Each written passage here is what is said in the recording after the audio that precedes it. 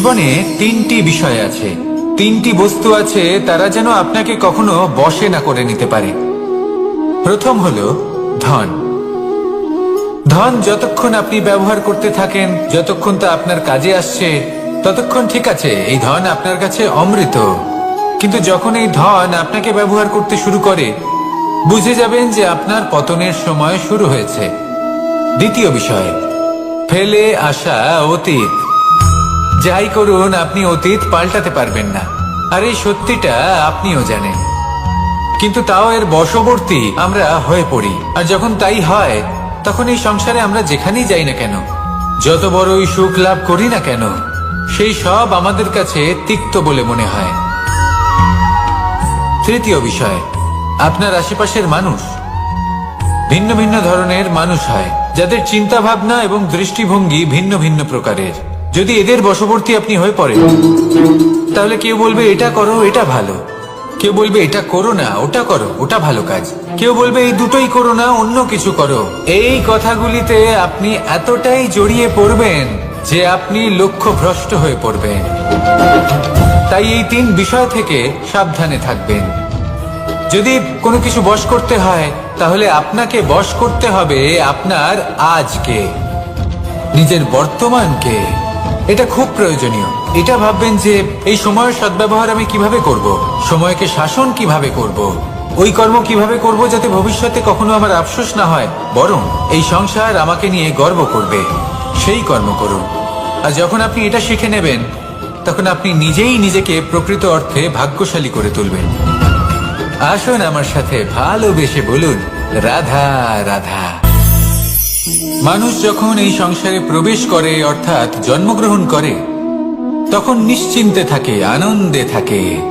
কিন্তু যেই মাত্র তার মধ্যে বোধশক্তি আসে, তখন সে চিন্তা করতে শুরু করে। চিন্তা ভবিষ্যতের, সেই সমস্ত বিষয় নিয়ে চিন্তা করে যা ওর হাতে নেই। তারপর বড় হয়, বিবাহ সম্পন্ন হয়, গৃহস্থ জীবন যাপন করে, তারপর আবার চিন্তায় মগ্ন হয়ে যায়। ভাবে এই যে আমার পরিবার, আমি কি ঠিকমতো তার খেয়াল রাখতে পারছি?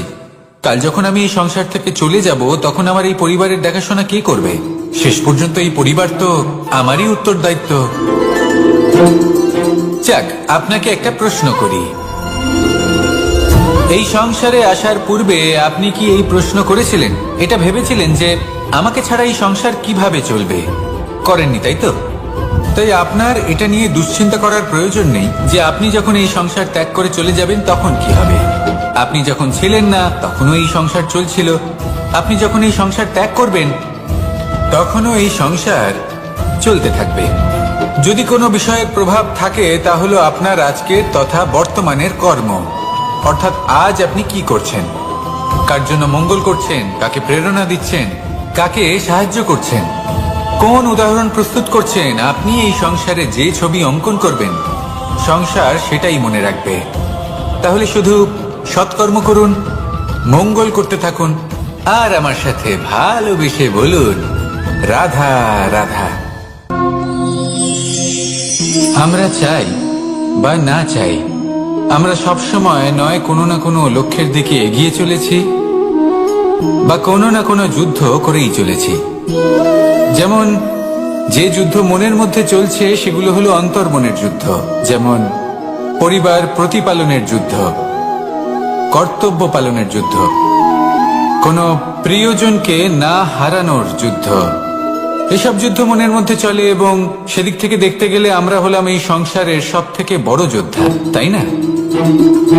কিন্তু এই সব যুদ্ধে যদি আপনি জয়ী হতে চান, তাহলে তিনটি বিষয় আপনাকে মাথায় রাখতে হবে।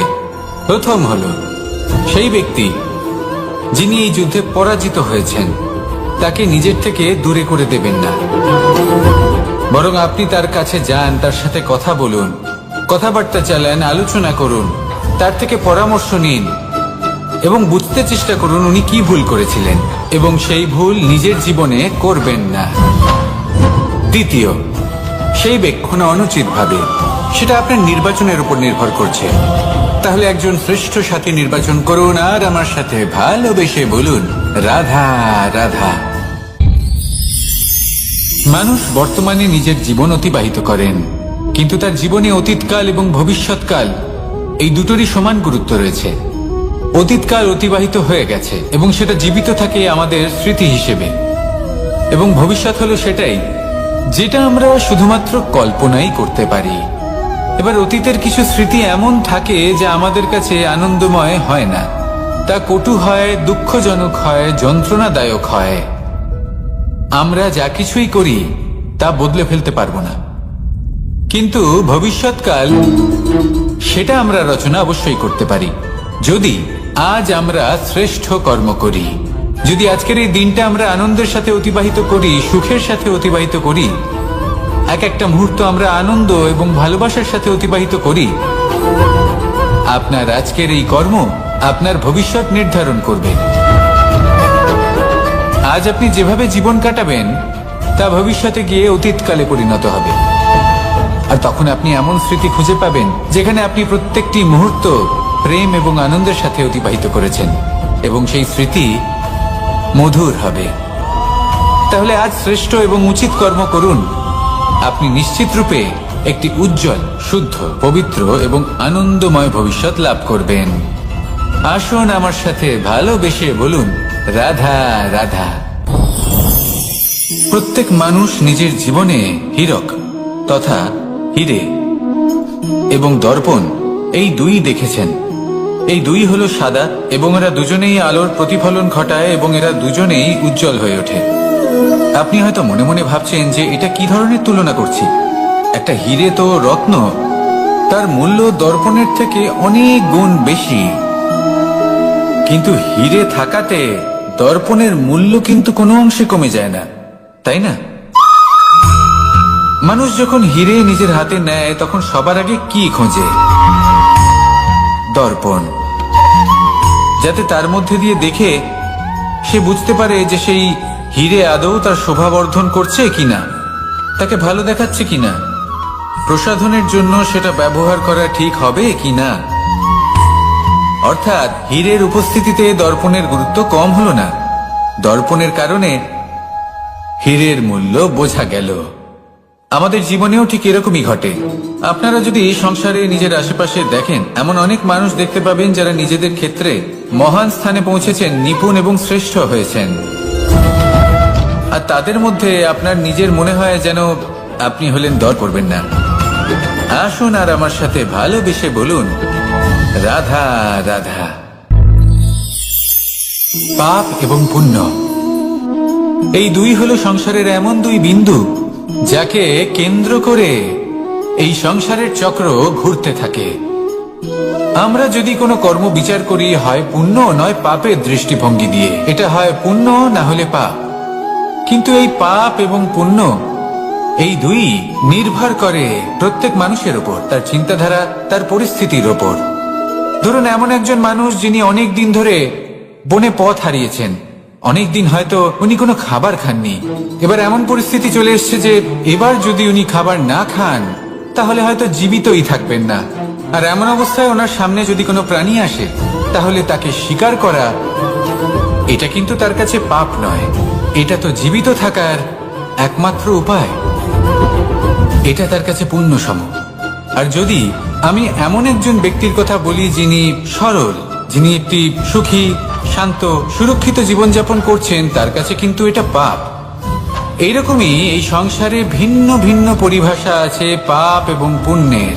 তার মধ্যে যদি আমি আপনাকে একটি সরল পরিভাষা দিই, সেটা হলো, জীবনে যখনই কোনো কর্ম করবেন সেটা নিয়ে একটু ভেবে দেখুন যে এই যে কাজটা আমি করছি তার ফলে এই যে অন্য মানুষেরা আছেন এই সংসারে, তারা কি দুঃখ পাবেন?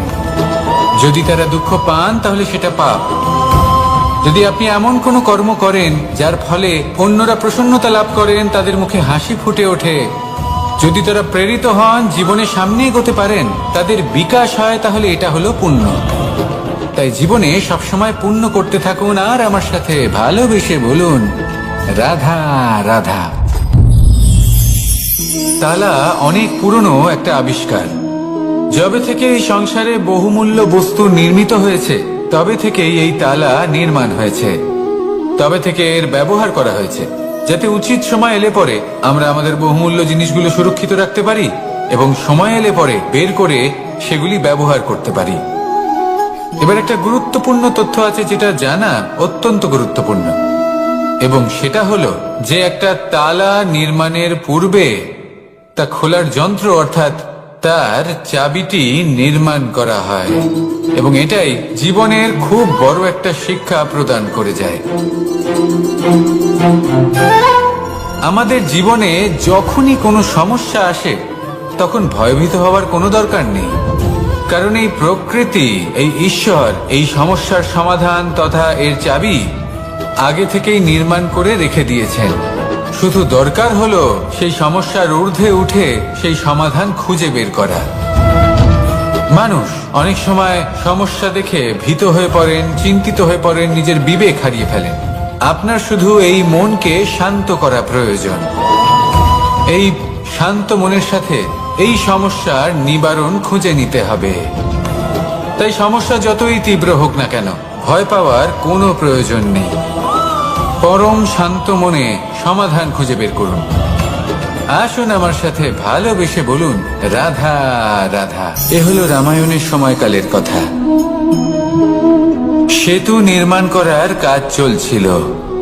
সমস্ত বানর সেনা এই কাজে নিযুক্ত হয়েছিলেন। বড় বড় পাথর তুলে নিয়ে এই বানর সেনা সমুদ্রে ফেলছিলেন। এই কাজ চলছিল। এমন সময় ছোট্ট একটা কাঠবিড়ালি এলো। ছোট ছোট মাটির ডেলা হাতে নিয়ে সাগরের কাছে যাচ্ছিল আর বড় বড় পাথরের পাশে রেখে দিচ্ছিল। যথাসম্ভব সেখানে রেখে আসছিল। সারা দিন ধরে সে এই পরিশ্রম করেই যাচ্ছিল। এবার শ্রীরাম তার এই কাজ দেখতে পেলেন। সেই ছোট্ট কাঠবিড়ালিটিকে নিজের হাতে তুলে নিলেন এবং অত্যন্ত ভালোবেসে তার পিঠে হাত বুলিয়ে দিলেন। কথায় আছে যে কাঠবিড়ালির পিঠে যে দাগ আছে সেই 3টি দাগ এসেছে শ্রীরামচন্দ্রের 3 আঙুলের থেকে। যে কাজ আপনি করছেন তাতে সমস্ত শক্তি প্রয়োগ করুন। যতটা আপনার সামর্থ্য রয়েছে, যতটা আপনার প্রতিভা রয়েছে, সম্পূর্ণভাবে উৎসর্গ করে দিন। ঠিক এমন ভাবে কর্ম করুন। সেই কাঠবিড়ালি কিন্তু তাই করেছিল। সেই জন্য শ্রীরামের সাথে সেও সেই কাহিনীতে অমর হয়ে গেছিল। সম্পূর্ণ শক্তি প্রয়োগ করুন, সম্পূর্ণ সামর্থ্যের সাথে কর্ম করুন, কারণ এটাই হলো শ্রেষ্ঠ পথ কোনো কর্ম করার।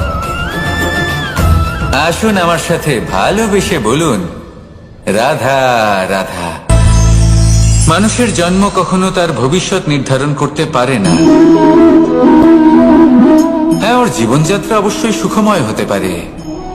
নির্ভর করে যে ও কোন পরিবারে জন্ম নিচ্ছে, তার পরিবার পরিজন কে হন, তার মাতা পিতা কে হন, তাকে কেমন শিক্ষা দেওয়া হয়েছে, কেমন ভাবে পালন করা হচ্ছে। সে কিন্তু কুপাত্রও হতে পারে, আবার সুপাত্রও হতে পারে। কিন্তু সে চলে যাওয়ার পর এই সংসার তাকে মনে রাখবে নাকি না, আর যদি মনেও রাখে তাহলে কিভাবে মনে রাখবে সেটা নির্ভর করছে তার কর্ম এবং তার নির্বাচনের উপর। ঠিক যেমন বর্ষার এই জলের ফোঁটা যখন মেঘ থেকে ঝরে পড়ে, তখন তার এই নির্বাচন হলো গুরুত্বপূর্ণ, কারণ তার নির্বাচন তার উপর নির্ভর করছে তার ভবিষ্যৎ কেমন হবে। ঝিনুকের মুখে পড়লে মুক্ত হয়ে ওঠে, সাপের মুখে পড়লে বিষ, আর যদি কোনো পাতায় পড়ে তাহলে শিশিরে পরিণত হয়। তাহলে কর্ম এবং নির্বাচন দুটি জীবনে গুরুত্বপূর্ণ। এদের বিষয় বিশেষ যত্ন নেবেন এবং আমার সাথে ভালোবেসে বলবেন, রাধা রাধা। কখনো কখনো আমাদের জীবনে দুঃখ আসে এবং তার কারণ হলো সন্দেহ। মানুষ আমাদের উপর সন্দেহ করে, আমাদের কর্ম নিয়ে, আমাদের মানসিকতা নিয়ে, আমাদের কথা নিয়ে, আমাদের চরিত্র নিয়ে। কখনো কখনো আমরা শুভ উদ্দেশ্য নিয়ে কারোর মঙ্গল কামনা করি, তার জন্য কোনো ভালো কর্ম করি, এবং সেই ব্যক্তি আমাদের বন্ধুত্ব নিয়েই, আমাদের সম্পর্ক নিয়ে, আমাদের সততা নিয়ে প্রশ্ন করতে থাকে, আমাদের সন্দেহ করে। তখন আমাদের দুঃখ হয়, কিন্তু এটা হওয়া উচিত নয়। কারণ যখনই কোনো ব্যক্তি আপনাকে সন্দেহ করছে তাতে আপনারই মূল্য বৃদ্ধি পাচ্ছে। এবার আপনি বলবেন, এ কি করে সম্ভব হতে পারে?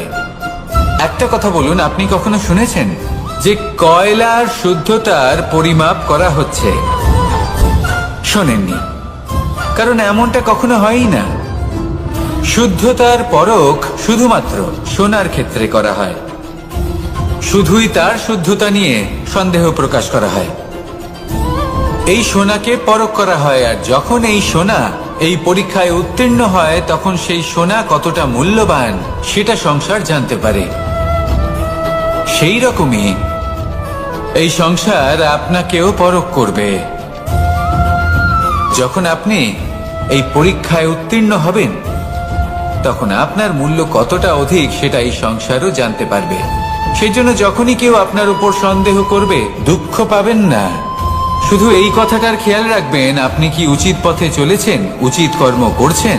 সকলের প্রতি আপনার মনে যেন সদ্ভাবনা থাকে, এবং হ্যাঁ, আপনি যেন আমার সাথে ভালোবেসে বলেন, রাধা রাধা।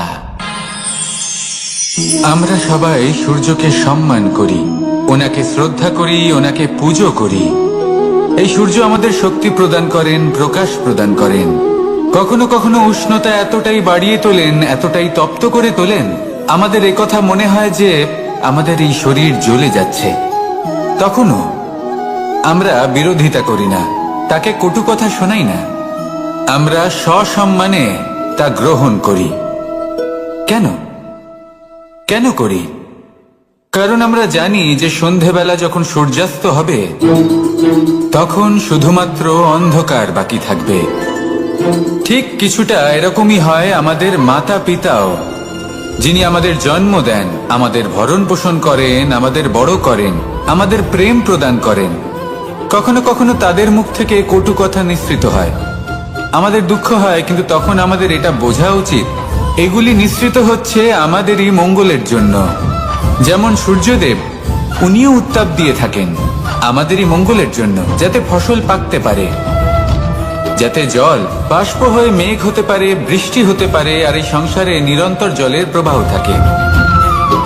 আমাদের মাতা পিতা, তাদের কঠোর আচরণ, তাদের কঠোর অনুশাসনের পেছনে লুকিয়ে থাকে ওনাদের ভালোবাসা। আমাদের তা বুঝতে হবে, সসম্মানে ওনাদের গ্রহণ করতে হবে। কারণ ঠিক সূর্যাস্তের পরে যেমন চতুর্দিক অন্ধকারচ্ছন্ন হয়ে যায়, তেমনি আমাদের জীবন থেকে যখন আমাদের মাতা পিতা চলে যায় তখন আমাদের জীবনেও শুধু এবং শুধুমাত্র অন্ধকারই ছেয়ে থাকে। সেই জন্য নিজের মাতা পিতাকে সম্মান করুন, ওনাদের ভালোবাসা প্রদান করুন। এই মন আর এই জীবন প্রসন্ন হয়ে বলবে, রাধা রাধা। শিশিরের বিন্দু পাতার ওপর পড়ে আর তার গায়ে লেগে থাকে। পাতা তাকে শুষে নিতে পারে না, আর শেষ পর্যন্ত সে ঝরে পড়ে যায়। অন্যদিকে রয়েছে মেঘ এবং চাতক। এদের মধ্যে অনেক দূরত্ব থাকে। মেঘ থাকে আকাশে আর চাতক থাকে ধরিত্রীতে।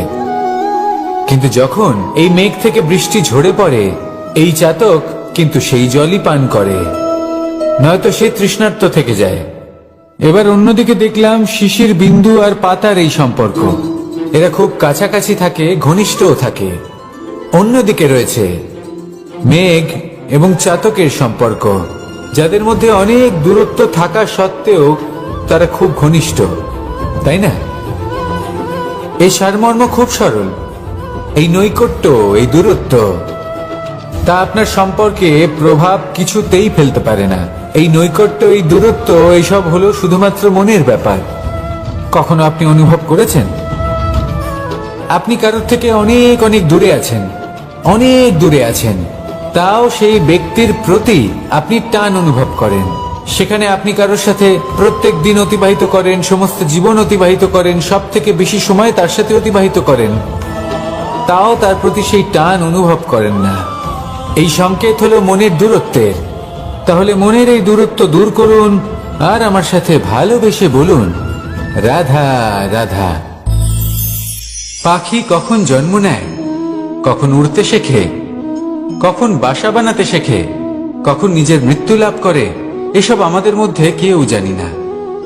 কিন্তু পাখি একটা কথা খুব ভালো করে জানে, যে এই সংসারে ও যা কিছুই করুক না কেন, এই সংসারে ওকে নিয়ে কিচ্ছু যায় আসে না। এবার আমরা কি করি? কোনো কাজ করার আগে আমরা এটা ভাবি যে এই সংসার যদি আমাকে দেখে ফেলে তাহলে কে জানে এই সংসার কি ভাববে, আমার প্রতিচ্ছবি কেমন তৈরি হবে কে জানে, কে জানে কি হবে আদি ইত্যাদি। এই সব ভাবনায় আমরা মগ্ন হয়ে যাই, কিছুটা এমন ভাবে মগ্ন হই যে বর্তমানের কর্মের এই জীবনের যাত্রাপথে সেই সময়ের আনন্দ উপভোগ করতে ভুলে যাই। এবার দেখুন একটা পাখি কি করে, ওর কর্ম হলো গান গেয়ে চলা। ওই পাখি গেয়ে চলে, কেউ ওর গান শুনুক বা না শুনুক, কেউ আদৌ শুনছে কিনা সেই বিষয়টা নিয়ে সেই পাখির কিছুই যায় আসে না। সেই পাখি নিজের কর্ম করতে থাকে। হয়তো সেই জন্যই আপনি কখনো কোনো পাখিকে কাঁদতে দেখবেন না। এরকমই আপনাকে নিজেকে গড়ে তুলতে হবে। প্রথমে নিজেকে জিজ্ঞেস করুন, এই যে কর্ম আমি করতে চলেছি সেটা কি উচিত? যদি আপনার মনে হয় সেটা উচিত তাহলে সেটা প্রমাণ করুন। এটা ভাববেন না যে এই সংসার কি ভাববে। আসুন আর আমার সাথে ভালোবেসে বলুন, রাধা রাধা। আজ আমি আপনাকে একটা ছোট্ট কাহিনী শোনাবো। এটা কোনো এক সময়ের কথা। দুজন বোন জাঁতাকলে গম পেশাই করছিলেন, আর ওনাদের মধ্যে যিনি ছোট ছিলেন তিনি সময় সময় সেখান থেকে ছোট ছোট দানা তুলে খাচ্ছিলেন এবং বিষয়টা উপভোগ করছিলেন। এবার দেখতে দেখতে গম পেশাই সমাপ্ত হলো। এবার পেশাই করা গম নিয়ে সেই দুজন বোন বাড়ি ফিরে আসছিলেন এবং তাদের ফেরার পথে হঠাৎ করে কোথাও থেকে একটি বাছুর চলে এলো। এই দুই বোন ভয়ভীত হয়ে গেলেন আর তাদের হাত থেকে সেই আটা পড়ে গেল, মাটিতে মিশে গেল। এবার এই পুরো ঘটনাক্রমে যদি কারোর বিন্দুমাত্র লাভ হয়ে থাকে, বিন্দুমাত্র আনন্দ পেয়ে থাকে, তাহলে সে কে? সেই ছোট বোন, যিনি মাঝে মাঝেই গমের দানা তুলছিলেন এবং খাচ্ছিলেন। কিছুটা হলেও উনি আনন্দ লাভ করেছিলেন। এবার এরকমই হলো আমাদের জীবনে ভক্তি এবং ভালোবাসা সংক্রান্ত বিষয়ে। মানুষ নিজের জীবনের দৈনিক কাজে এতটাই ব্যস্ত হয়ে পড়েন, প্রত্যেকদিন শুধু কাজ কাজ কাজ কাজ করতে থাকেন, আর তাতে ভক্তি এবং ভালোবাসার জন্য সময় বার করতেই পারেন না। দেখুন, জীবনে ভক্তি আর প্রেমের এই যে ছোট ছোট মুহূর্ত আছে, এগুলো যদি আপনি যাপন করতে পারেন তাহলে তাতেই আপনি তৃপ্তি লাভ করবেন। বাকি সবই আপনার ব্যর্থ বলেই মনে হবে। জীবনে যখনই আপনি কোনো কাজ করবেন, ঈশ্বরের প্রতি সমর্পিত হয়ে সেই কাজ করুন। আর যখনই সময় পাবেন তাহলে সেই সময় নিজের আপনজনদের দিন, যাদের আপনি ভালোবাসেন, তাদের প্রতি যত্নবান হন, তাদের শুভাকাঙ্ক্ষী হন। এই প্রেম আর ভক্তির ছোট ছোট মুহূর্তগুলো আপনার জীবনকে চরিতার্থ করে তুলবে। আসুন আমার সাথে ভালোবেসে বলুন, রাধা রাধা। জীবনে তিনটি বিষয় আছে, তিনটি বস্তু আছে, তারা যেন আপনাকে কখনো বশে না করে নিতে পারে। প্রথম হলো ধন। ধন যতক্ষণ আপনি ব্যবহার করতে থাকেন, যতক্ষণ তা আপনার কাজে আসছে, ততক্ষণ ঠিক আছে, এই ধন আপনার কাছে অমৃত। কিন্তু যখন এই ধন আপনাকে ব্যবহার করতে শুরু করে, বুঝে যাবেন যে আপনার পতনের সময় শুরু হয়েছে। দ্বিতীয় বিষয়, ফেলে আসা অতীত। যাই করুন, আপনি অতীত পাল্টাতে পারবেন না, আর এই সত্যিটা আপনিও জানেন। কিন্তু তাও এর বশবর্তী আমরা হয়ে পড়ি। আর যখন তাই হয়, তখন এই সংসারে আমরা যেখানেই যাই না কেন, যত বড়ই সুখ লাভ করি না কেন, সেই সব আমাদের কাছে তিক্ত বলে মনে হয়। তৃতীয় বিষয়, আপনার আশেপাশের মানুষ ভিন্ন ভিন্ন ধরনের মানুষ হয়, যাদের চিন্তা ভাবনা এবং দৃষ্টিভঙ্গি ভিন্ন ভিন্ন প্রকারের। যদি এদের বশবর্তী আপনি হয়ে পড়েন, তাহলে কেউ বলবে এটা করো, এটা ভালো। কেউ বলবে এটা করো না, ওটা করো, ওটা ভালো কাজ। কেউ বলবে এই দুটোই করো না, অন্য কিছু করো। এই কথাগুলিতে আপনি এতটাই জড়িয়ে পড়বেন যে আপনি লক্ষ্যভ্রষ্ট হয়ে পড়বেন। তাই এই তিন বিষয় থেকে সাবধানে থাকবেন। যদি কোনো কিছু বশ করতে হয়, তাহলে আপনাকে বশ করতে হবে আপনার আজকে, নিজের বর্তমানকে। এটা খুব প্রয়োজনীয়। এটা ভাববেন যে এই সময়ের সদ্ব্যবহার আমি কিভাবে করব, সময়কে শাসন কিভাবে করব, ওই কর্ম কিভাবে করব যাতে ভবিষ্যতে কখনো আমার আফসোস না হয়, বরং এই সংসার আমাকে নিয়ে গর্ব করবে, সেই কর্ম করুন। আর যখন আপনি এটা শিখে নেবেন, তখন আপনি নিজেই নিজেকে প্রকৃত অর্থে ভাগ্যশালী করে তুলবেন। আসুন আমার সাথে ভালোবেসে বলুন, রাধা রাধা। মানুষ যখন এই সংসারে প্রবেশ করে, অর্থাৎ জন্মগ্রহণ করে, তখন নিশ্চিন্তে থাকে, আনন্দে থাকে। কিন্তু যেই মাত্র তার মধ্যে বোধশক্তি আসে, তখন সে চিন্তা করতে শুরু করে। চিন্তা ভবিষ্যতের, সেই সমস্ত বিষয় নিয়ে চিন্তা করে যা ওর হাতে নেই। তারপর বড় হয়, বিবাহ সম্পন্ন হয়, গৃহস্থ জীবন যাপন করে, তারপর আবার চিন্তায় মগ্ন হয়ে যায়। ভাবে, এই যে আমার পরিবার, আমি কি ঠিকমতো তার খেয়াল রাখতে পারছি? কাল যখন আমি এই সংসার থেকে চলে যাব, তখন আমার এই পরিবারের দেখাশোনা কে করবে? শেষ পর্যন্ত এই পরিবার তো আমারই উত্তরদায়িত্ব। যাক, আপনাকে একটা প্রশ্ন করি। এই সংসারে আসার পূর্বে আপনি কি এই প্রশ্ন করেছিলেন, এটা ভেবেছিলেন যে আমাকে ছাড়া এই সংসার কিভাবে চলবে? করেননি, তাই তো? তাই আপনার এটা নিয়ে দুশ্চিন্তা করার প্রয়োজন নেই যে আপনি যখন এই সংসার ত্যাগ করে চলে যাবেন তখন কি হবে। আপনি যখন ছিলেন না তখনও এই সংসার চলছিল, আপনি যখন এই সংসার ত্যাগ করবেন তখনও এই সংসার চলতে থাকবে। যদি কোনো বিষয়ের প্রভাব থাকে তা হলো আপনার আজকের তথা বর্তমানের কর্ম, অর্থাৎ আজ আপনি কি করছেন, কার জন্য মঙ্গল করছেন, কাকে প্রেরণা দিচ্ছেন, কাকে সাহায্য করছেন, কোন উদাহরণ প্রস্তুত করছেন। আপনি এই সংসারে যে ছবি অঙ্কন করবেন, সংসার সেটাই মনে রাখবে। তাহলে শুধু সৎকর্ম করুন, মঙ্গল করতে থাকুন, আর আমার সাথে ভালোবেসে বলুন, রাধা রাধা। আমরা চাই বা না চাই, আমরা সবসময় নয় কোনো না কোনো লক্ষ্যের দিকে এগিয়ে চলেছি বা কোনো না কোনো যুদ্ধ করেই চলেছি। যেমন যে যুদ্ধ মনের মধ্যে চলছে সেগুলো হলো অন্তর্মনের যুদ্ধ, যেমন পরিবার প্রতিপালনের যুদ্ধ, কর্তব্য পালনের যুদ্ধ, কোনো প্রিয়জনকে না হারানোর যুদ্ধ। এসব যুদ্ধ মনের মধ্যে চলে এবং সেদিক থেকে দেখতে গেলে আমরা হলাম এই সংসারের সব থেকে বড় যোদ্ধা, তাই না? কিন্তু এই সব যুদ্ধে যদি আপনি জয়ী হতে চান তাহলে তিনটি বিষয় আপনাকে মাথায় রাখতে হবে। প্রথম হলো, সেই ব্যক্তি যিনি এই যুদ্ধে পরাজিত হয়েছেন তাকে নিজের থেকে দূরে করে দেবেন না, বরং আপনি তার কাছে যান, তার সাথে কথা বলুন, কথাবার্তা চালান, আলোচনা করুন, তার থেকে পরামর্শ নিন এবং বুঝতে চেষ্টা করুন উনি কি ভুল করেছিলেন এবং সেই ভুল নিজের জীবনে করবেন না। দ্বিতীয়, সেই ব্যক্তি অগ্রসর হয়ে চলেছেন, আসুন আমার সাথে ভালোবেসে বলুন, রাধা রাধা। মানুষের জীবন হলো তার যাত্রা এবং প্রত্যেকের জীবনযাত্রার লক্ষ্য হলো আলাদা। এবার মনের মধ্যে এই প্রশ্ন জাগতেই পারে যে এই জীবনের লক্ষ্যটা গুরুত্বপূর্ণ নাকি যাত্রাটা, এবং এই ভাবনায় আমরা কোথাও না কোথাও সব থেকে গুরুত্বপূর্ণ বিষয় ভুলে যাই যে সব থেকে গুরুত্বপূর্ণ ব্যক্তিত্ব হলো আমাদের সাথী, ঈশ্বরের আভূষণ। সেখানেই যদি এই জলের ফোঁটা কোনো সাপের সঙ্গ পায়, কোনো সাপের মুখে গিয়ে পড়ে, তাহলে তা পরিণত হয় বিষে। আর তখন লক্ষ্য কি হয়? কারোর প্রাণ হরণ করা। এই উদাহরণ স্থির করে যে আমাদের জীবনে সাথীর নির্বাচন হলো অত্যন্ত আবশ্যক এবং অত্যন্ত গুরুত্বপূর্ণ বিষয়।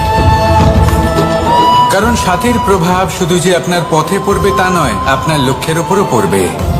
কখনো কখনো কেউ আপনার লক্ষ্য বদলে দেবে। থাকে যা আমাদের কাছে আনন্দময় হয় না, তা কটু হয়, দুঃখজনক হয়, যন্ত্রণাদায়ক হয়। আমরা যা কিছুই করি তা বদলে ফেলতে পারবো না, কিন্তু ভবিষ্যৎকাল সেটা আমরা রচনা অবশ্যই করতে পারি যদি আজ আমরা শ্রেষ্ঠ কর্ম করি।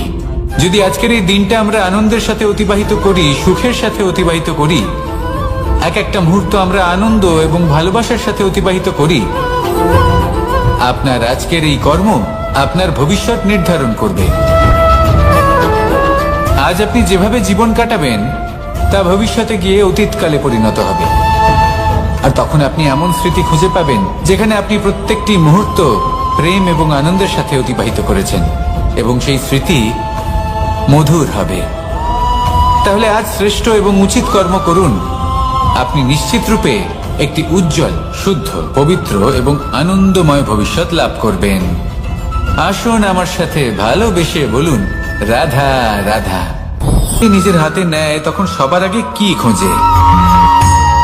দর্পণ, যাতে তার মধ্যে দিয়ে দেখে সে বুঝতে পারে যে সেই হিরে আদৌ তার শোভাবর্ধন করছে কিনা, তাকে ভালো দেখাচ্ছে কিনা, প্রসাধনের জন্য সেটা ব্যবহার করা ঠিক হবে কিনা।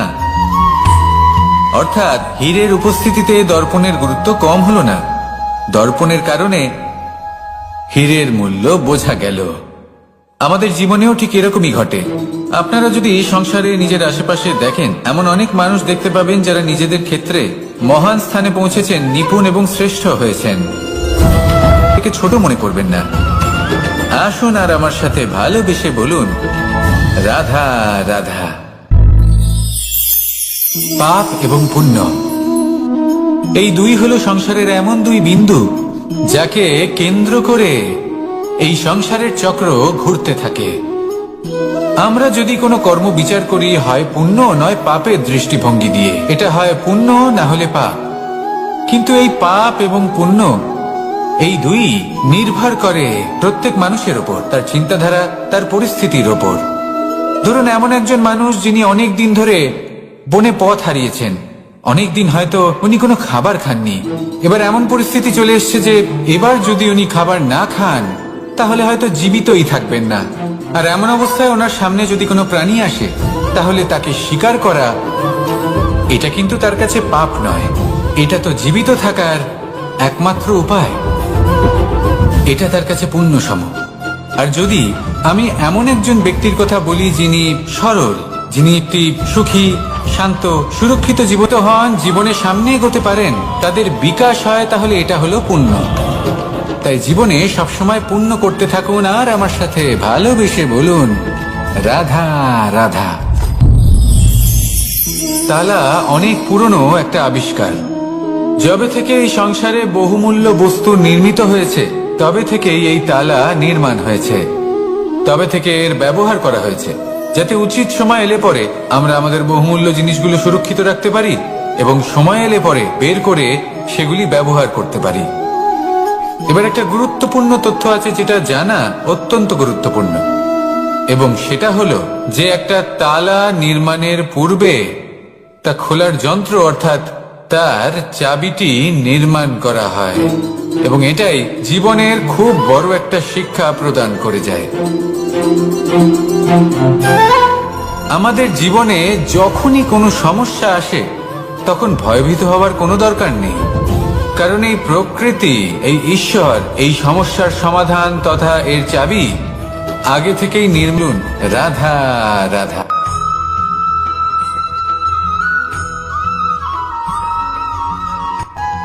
মানুষ জন্মগ্রহণ করে, তার সাথে ভয়েরও জন্ম হয়। ছোটবেলা থেকেই আমাদের মনে কোনো না কোনো প্রকারের ভয় থেকেই যায়। কেউ এই বিষয়ে ভয় পায় যে তার কোনো বস্তু তার থেকে দূরে চলে যাবে, কেউ এই বিষয়ে ভয় পায় যে আমি নিজেকে হারিয়ে ফেলব, কেউ এই ভেবে ভয় পায় যে আমার প্রিয়জনেরা তারা যেন আমার থেকে দূরে না চলে যায়, কেউ এই ভেবে ভয় পায় যে আমরা যেন পথ না হারিয়ে ফেলি, আদি ইত্যাদি। কিন্তু সত্যি কথা বলতে ভেবে দেখুন, এই ভয় বাস্তবে কি? শুধুই একটা মনস্থিতি, আর কিছুই নয়। যা কিছু আপনি জীবনে পেয়েছেন তা একদিন আপনাকে হারাতে হবে। এই জীবন হলো আপনারই, কিন্তু তাও একদিন সমাপ্ত হবে। তাই ভয় পেয়ে কি লাভ? এই ভয় শুধু আপনাকে জীবন যাপন করা থেকে বাধা দিচ্ছে, আর কিচ্ছু নয়। পথ হারিয়ে ফেললেই বুঝতে পারবেন যে নতুন পথ কিভাবে বানাতে হয়। কিছু মানুষকে জীবন থেকে হারালে তবেই আপনি বুঝবেন যে আপনার আপনজনকে। এই ভয়ের কারণে ভীত হয়ে থাকবেন না। এই তারা নক্ষত্র অন্ধকারের অভাবে গুরুত্ব হারায়। শিবকেও মহাদেব হওয়ার জন্য বিষপান করতে হয়েছিল। প্রত্যেক পরিস্থিতি, প্রত্যেক সাফল্য আপনার পরীক্ষা নেবে, তাতে উত্তীর্ণ হওয়া হলো আপনার কর্ম। যখনই আপনি ভয় পাবেন বা সংকটের সম্মুখীন হবেন, তখন সাহসের সাথে তার সম্মুখীন হন। তাহলে তার জন্য এসব ঠিক আছে, কিন্তু বাস্তবে সাফল্য এটা নয়। আপনার কাছে থাকা কোনো বস্তু, শক্তি বা স্থান আপনি কিভাবে ব্যবহার করবেন তা আপনার উপর নির্ভরশীল। যদি তার সঠিক ব্যবহার আপনাকে করতে হয়, তাহলে উচিত সময় এবং উচিত স্থানে আপনাকে থাকতেই হবে। একে নিয়তিও বলা হয়। এবার ধরুন এমন কোন গ্রন্থ আছে যা জ্ঞানের দ্বারা ভরপুর, এমন জ্ঞান যার দ্বারা জীবন বদলে দেওয়া সম্ভব। এবার এই গ্রন্থ যদি এমন কোনো ব্যক্তির হাতে পৌঁছয় যিনি নিরক্ষর, তিনি কি এই গ্রন্থের সদ্ব্যবহার করতে পারবেন? কখনোই নয়। সেই জ্ঞান দিয়ে নিজের আচরণ পাল্টাতে পারবেন? কখনোই নয়। সেরকমই ধরুন কোনো ব্যক্তি যার কাছে একটা অস্ত্র আছে, যার দ্বারা উনি শত্রুকে শেষ করে দিতে পারেন, কিন্তু সেই ব্যক্তি হলেন একজন কাপুরুষ। তিনি কি শত্রুকে শেষ করতে পারবেন? তিনি কি জয়লাভ করতে পারবেন? কখনোই নয়। আপনার কাছে কি আছে তার থেকেও বেশি গুরুত্বপূর্ণ আপনি তা দিয়ে কি করবেন। উচিত ব্যক্তির সাথে উচিত সময় উচিত স্থানে থাকা বেশি গুরুত্বপূর্ণ। নিজের গুণের সাথে, নিজের শক্তির সাথে, নিজের জ্ঞানের সাথে উচিত সময় উচিত স্থানে অন্যের যন্ত্রণাকে দূর করা, অন্যের জীবনকে আরো সুন্দর করে তোলা, এটাই হলো সাফল্য। তাহলে সাফল্যের বাস্তব অর্থ বুঝুন, অর্থাৎ নিজেকে আরো প্রসন্ন রাখুন, আর আমার সাথে ভালোবেসে বলুন, রাধা রাধা। বুদ্ধি আর বিবেকের পার্থক্য কোথায় তা নিয়ে এই সংসার অনেক কিছুই ভাবে। কিছু মানুষ ভাবেন যে এই দুই হলো একই, কিন্তু যদি সত্যি কথা বলি তাহলে এই দুইয়ের মধ্যে একটা অমূল্য পার্থক্য আছে, আর তা হলো এটা যে বুদ্ধির সম্পর্ক হলো মস্তিষ্কের সাথে, আর বিবেকের সম্পর্ক হলো হৃদয়ের সাথে। যে কোনো বুদ্ধিমান মানুষ কি করেন? নিজের মতন করে এই সংসারকে বদলে ফেলতে চেষ্টা করেন। একজন বিবেকশীল মানুষ কি করেন? নিজের অন্তরকে, নিজের মনকে বদলে ফেলতে চেষ্টা করেন, কারণ মানুষের সংসার এই মনের মধ্যেই বসবাস করে। তাই নিজের বুদ্ধির ব্যবহার অবশ্যই করুন, কিন্তু তাতে বিবেকের লাগামটা অবশ্যই শক্ত হাতে ধরবেন। আসুন আমার সাথে ভালোবেসে বলুন, রাধা রাধা। মানুষের মধ্যে একটা বিচিত্র প্রবৃত্তি থাকে, অন্য সকলের বিষয়ে, তাদের জীবনের বিষয়ে, তাদের ব্যক্তিত্বের বিষয়ে, তাদের ভবিষ্যতের বিষয়ে অনুমান করা। এটা হলো অনুচিত। কারোর অতীতকালকে দেখে লোকে ভবিষ্যৎ বলে দিতে পারেন, বর্তমানকে দেখে ভবিষ্যতের বিষয়ে অনুমান করে ফেলেন। উদাহরণ দিতে হলে বলবো, কোনো দাসকে দেখুন, ওকে দেখে লোকে বলে যে ওর ভবিষ্যৎ সেটাই হতে পারে, অনুমান করে ফেলেন। আর এই রাজাকে দেখুন, উনি তো কত সুখী হবেন, উনি তো জগতের সব থেকে অধিক সুখী মানুষ, কত সুখ সুবিধা আছে ওনার কাছে, ধারণা করে ফেলেন। তবে সত্য তো এটাই যে কারোর ব্যক্তিত্বের বিষয়ে, তাদের ভবিষ্যতের বিষয়ে আপনি পূর্ণ সত্য কখনোই বলতে পারবেন না, শুধু অনুমান করতে পারবেন। আর এই অনুমান করে সত্যি কোনো লাভ হয় না, কারণ এই কাল সেটা হলো অত্যন্ত শক্তিশালী। কালো থেকে কালোতর কয়লাকেও হিরেতে পরিণত করতে পারে, অনেক বড় বড় রাজাকেও বিদূষক বানিয়ে ফেলতে পারে এক মুহূর্তেই। তাহলে আপনি অনুমান করে কি লাভ? কি পেলেন অনুমান করে? সেই জন্য কারোর বিষয়ে কোনো অনুমান করবেন না, তার ভবিষ্যতের বিষয়ে অনুমান করতে যাবেন না, কারোর বিষয়ে কোনো ধারণা করে নেবেন না। কিছু করতে হলে ভালোবাসুন, সবার মধ্যে ভালোবাসা ছড়ান, সবার মধ্যে ধন্যাত্মক ভাব ছড়ান। এই মন প্রসন্ন হয়ে বলবে, রাধা রাধা। কথায় আছে সংসারে নাকি সকল রোগের ওষুধ আছে। যদি আপনি নিজের শরীরকে ভালোবাসেন তাহলে ব্যায়াম করুন, যদি নিজের নিঃশ্বাস প্রশ্বাসকে ভালোবাসেন তাহলে প্রাণায়াম করুন, যদি আপনি নিজের আত্মাকে ভালোবাসেন তাহলে ধ্যান করুন, কিন্তু যদি আপনি নিজের জীবনকে, পরমাত্মাকে ভালোবাসেন তাহলে সকলকে ভালোবাসতে থাকুন। এই ভালোবাসা অত্যন্ত গুরুত্বপূর্ণ এবং আবশ্যক। ভালোবাসার থেকে ভালো না কোনো ওষুধ আছে, না আছে কোনো আসন। এর থেকে ভালো না কোনো ব্যায়াম আছে, আর না কোনো প্রাণায়াম। এই ভালোবাসা বড় বড় সমস্যারও সমাধান করতে পারে, ভালোবাসা বড় বড় বিপদকে আপনার থেকে দূর করতে পারে।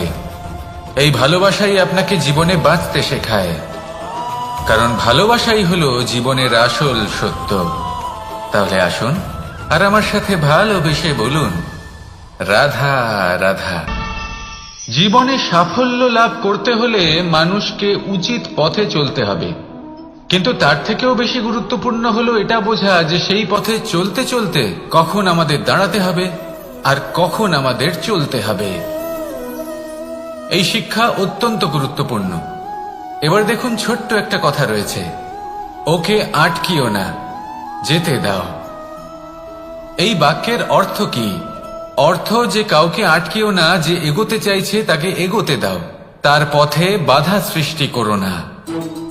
এবার এই ছোট কথাতে এক অনুচিত স্থানে আমি দাঁড়িয়ে পড়ি। আটকাও, যেতে দিও না। এবার এর অর্থ কি হলো?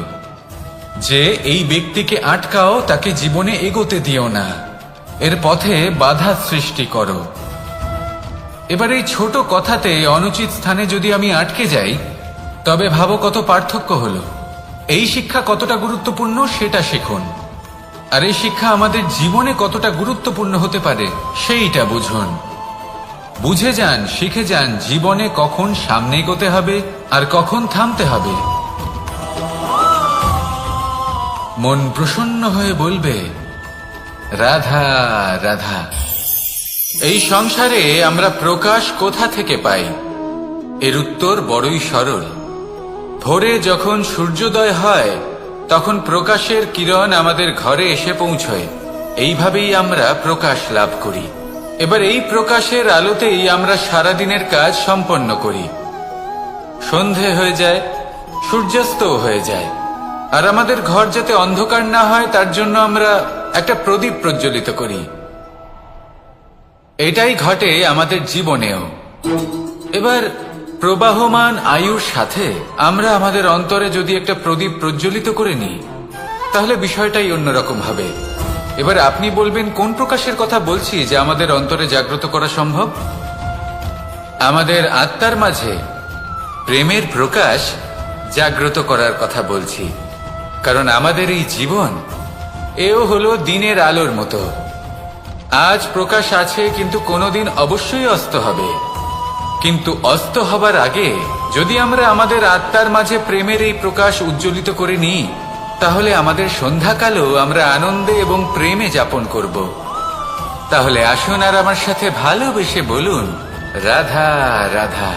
এই সংসারে এমন কিছু মানুষ আছেন যাদেরকে আপনার ভালো লাগে, তারা আপনার প্রিয়। আমরা চাই ওনারা আমাদের কাছে থাকুন, আমরা ওনাদের কাছে থাকি। এবার সেই ক্ষেত্রে আমরা তাদের ভালো ভালো উপহার দেওয়ার চেষ্টা করি, কারণ ওনারা হলেন আমাদের প্রিয়। আর তার বদলে আমরা আশা করে থাকি যে ওনারা আমাদের একটু সম্মান করবেন।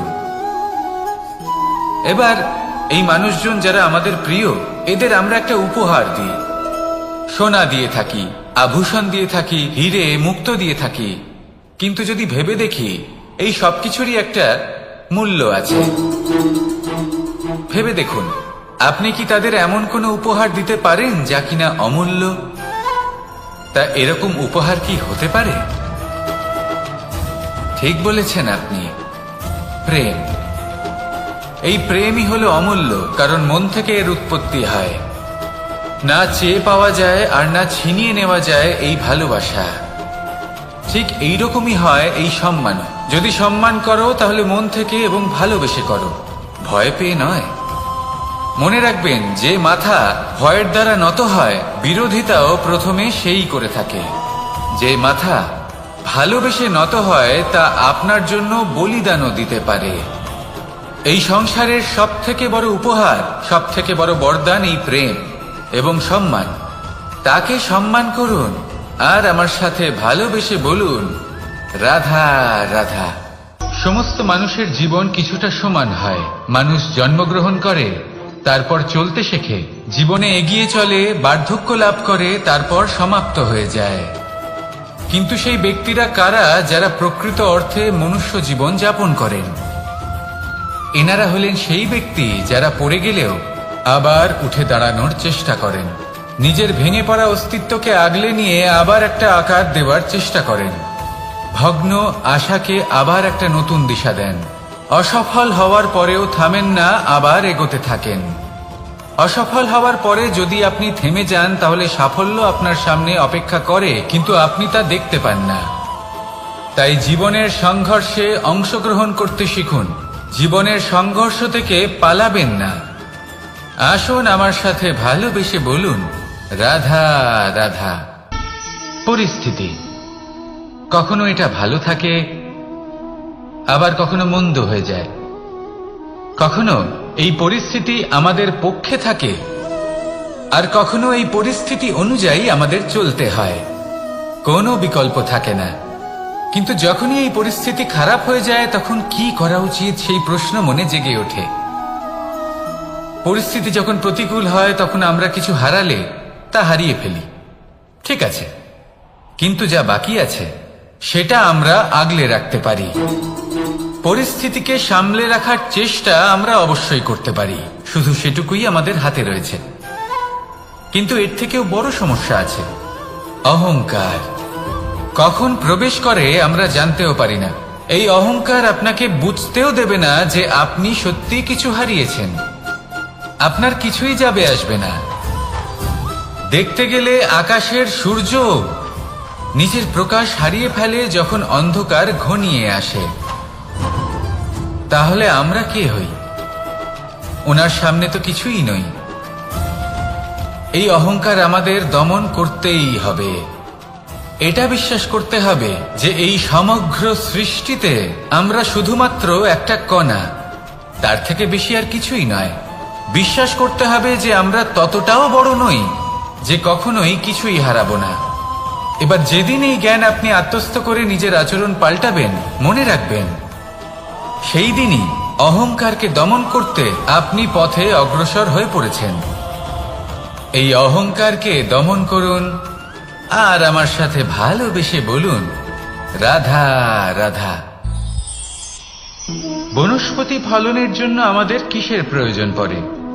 একটু ধরিত্রীর, একটু পরিশ্রমের, আর একটা বীজের। এবার যদি মানুষের কথা বলি, তাহলে এখানে ধরিত্রী হলো মানুষের এই জীবন, যেখানে মানুষ নিজের ইচ্ছের ফল ফুল ফলন করতে চায়। পরিশ্রম হলো আমাদের কর্ম, আর বীজ হলো আমাদের নির্বাচন। আমাদের বেছে নিতে হবে যে আমরা কি বপন করব,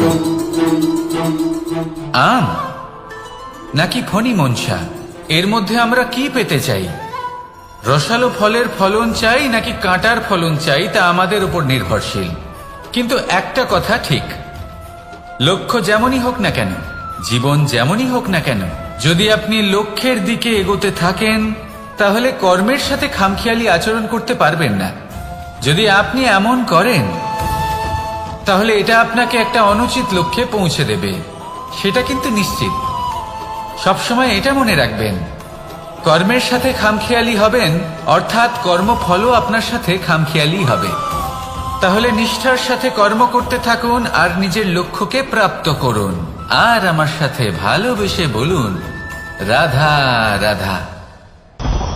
জীবনে এমন কিছু কাজ রয়েছে যা আমাদের কখনোই করা উচিত নয়, যেমন আশা করা। যদি আপনি আশা করেন আর আপনার আশা পূর্ণ না হয়, আপনি খুবই কষ্ট পাবেন। এবার আপনি যদি প্রতীক্ষা করেন, করতেই থাকেন, আর সেই ব্যক্তি যদি না আসে তাহলেও খুব কষ্ট পাবেন। আর হলো তুলনা। আপনি যদি তুলনা করতে যান তাহলে এটাই ভাববেন যে হয় আমি বা অন্য কোনো ব্যক্তি, এই দুজনের মধ্যে কোনো এক ব্যক্তি নিকৃষ্ট। আর এই ভাবনাটাই হলো অনুচিত। যদি আমরা কথা বলি সেই সব বিষয়ে যা আমাদের করা উচিত, যেমন পরীক্ষা। এই পরীক্ষা সবসময় আমাদের আরো সফল করে তোলে, আরো শ্রেষ্ঠ করে তোলে, আরো উৎকৃষ্ট করে তোলে। আসন্ন মহাসংগ্রামের জন্য আমাদের প্রস্তুত করে তোলে এই পরীক্ষা। তাই এই পরীক্ষার থেকে কখনোই পালাবেন না, এর সম্মুখীন হন। আর হলো কর্ম। কর্ম করা কখনোই বন্ধ করবেন না। তুলনা করার বদলে কর্ম করুন, প্রতীক্ষা করার বদলে কর্ম করুন, আর আশা করার বদলে কর্মই করুন। জীবন সফল হয়ে যাবে। দেখুন, সবার শেষে সত্যি বলতে এই কর্ম আর এই পরীক্ষা, এই দুই আমাদের জীবনকে সুখী করে তুলতে পারে। আসুন আর আমার সাথে ভালোবেসে বলুন, রাধা রাধা। এই জীবন কিভাবে বদলানো সম্ভব? কিছু মানুষ বলেন যে নিরন্তর কাজ করলে, পুরুষার্থ পালন করলে এই জীবন বদলে ফেলা সম্ভব। আজ আমি আপনাকে বোঝাবো যে এক মুহূর্ত সময় আর সিদ্ধান্ত কতটা গুরুত্বপূর্ণ হয়। এক মুহূর্তই যথেষ্ট। একটা মুহূর্ত এত শক্তিশালী হতে পারে যে তা আপনার